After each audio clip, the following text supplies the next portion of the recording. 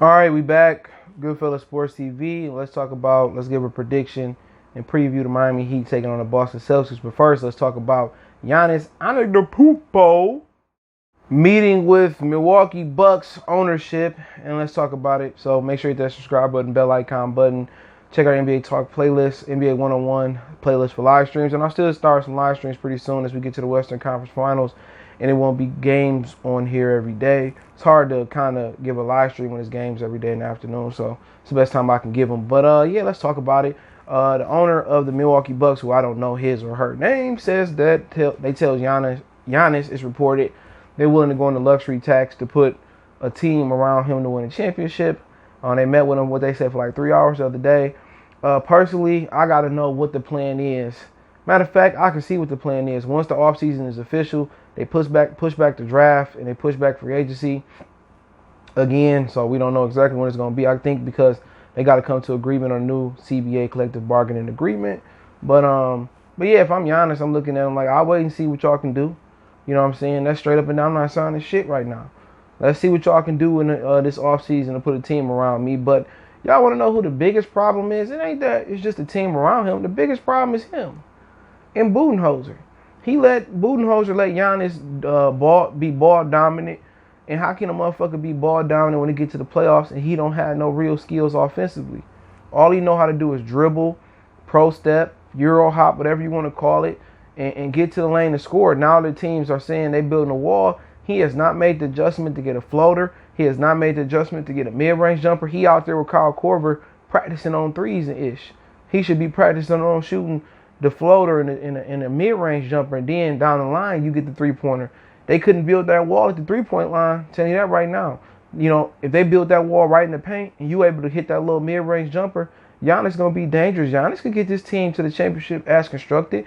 But Giannis doesn't utilize his teammates because Budenholzer lets Giannis dominate the ball, and everybody just watch lines Giannis, and by the time Giannis kicked the ball to him, everybody is freezing cold. Eric Bledsoe ain't a sorry player. He just best with the ball in his hands. Chris Middleton not a sorry player. He just best with his ball in his hand. So he need to find a way to get, if they keep Bledsoe hurt, he gone. Keep Bledsoe and Middleton involved. Run Middleton off them screens and let him let him move without the ball to get easy buckets. Let Eric Bledsoe control the defense to get Giannis slashing to the rim and get Giannis coming off them screens too and hitting that mid-range jumper and getting to the bank. It's easy ways to get Giannis bucket. The biggest problem is Giannis and the coach. The coach ain't forced Giannis to get an offensive game. It ain't too much difference between Ben Simmons and Giannis. The only difference is Giannis a few more inches taller. You know what I'm saying? So he get away with it a little bit more. Giannis is a very incomplete player, and in my opinion. He ain't no max player. I said people got mad when I say he ain't no super max player. I don't think a lot of guys is max or super max players, but I'm just saying he's so incomplete right now, bro. It's not funny. He is nowhere near ready to win a championship until he put the work in and complete himself offensively. He don't have no block game neither, so it ain't like you can put him on the block and you can when shit get tough, when they build that wall, you can put him on the block, he post up, and he can kick it back out to the open shooters. It's people laughing when Giannis shooting free throws and probably trying to post up. So if he learned to do the block, a floater in the mid-range game, Milwaukee can make it to the championship and possibly win it. You know what I'm saying? So if they're not gonna have a ball movement offense and be in motion, and Giannis is gonna be running up and down the court just trying to get to the lane and get a foul, ain't no point about who. It don't matter who you bring in, Chris Paul, George Paul, Paul George, whatever Paul you choose to bring in, it ain't gonna matter. You have to be able to trust your teammates. You have to be able to let your point guard be a point guard to facilitate. And you got to be a complete basketball player. LeBron get away with it because he's an exceptional talent. That's it.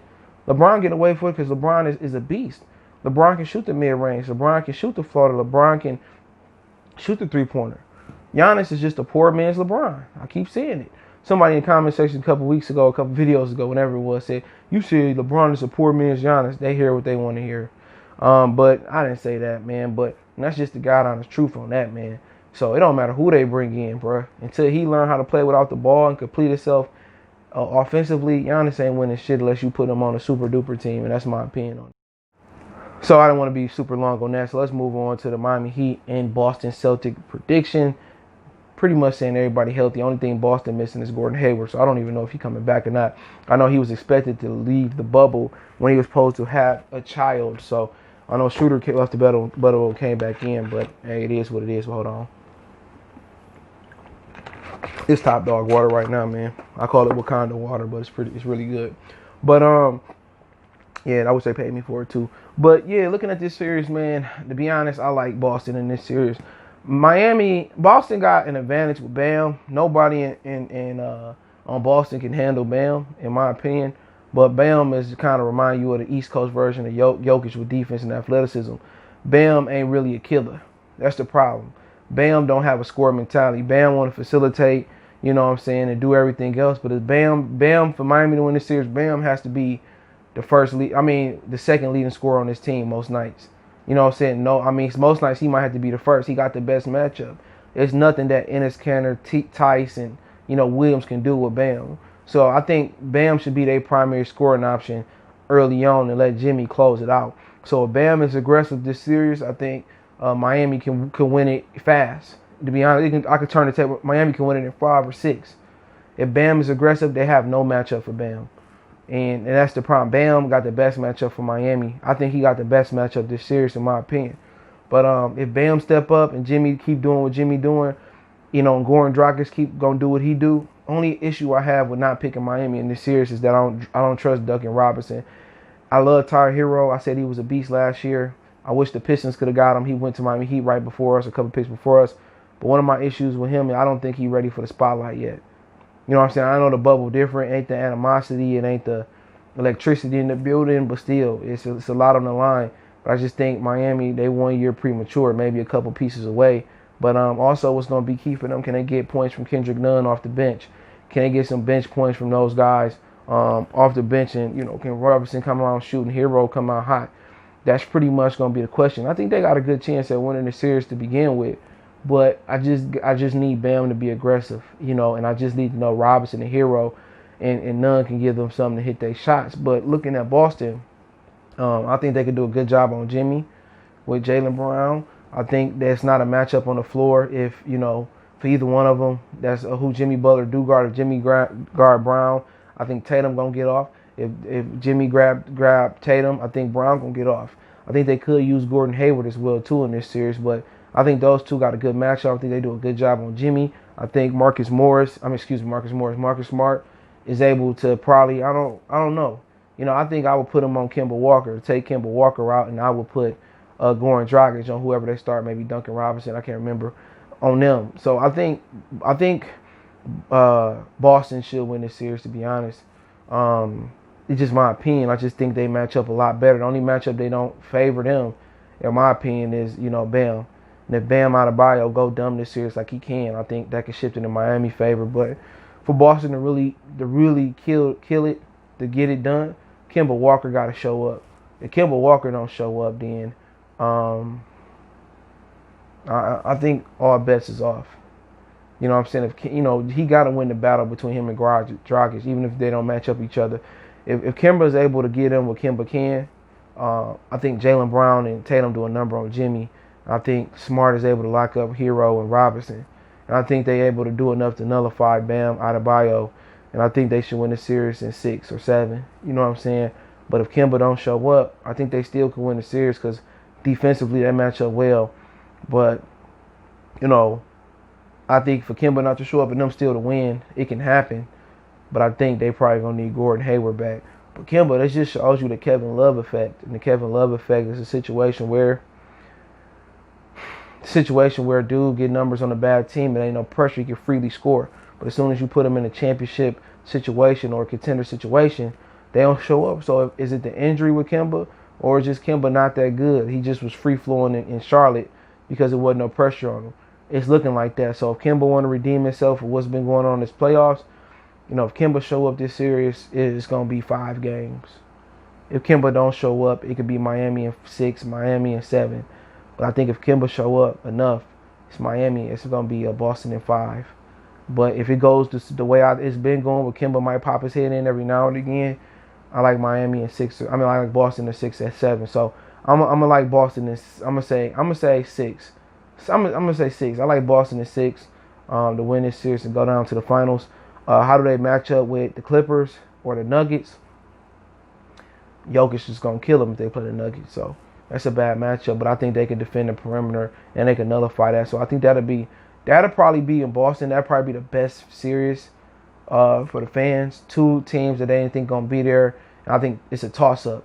But the Clippers, I think if the Clippers make it, no matter how they've been playing, with their on and off switch, I think they'd be favored.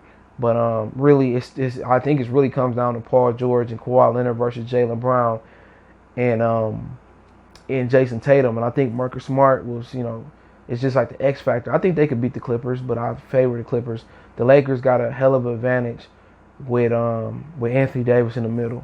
Every team left except for the Denver.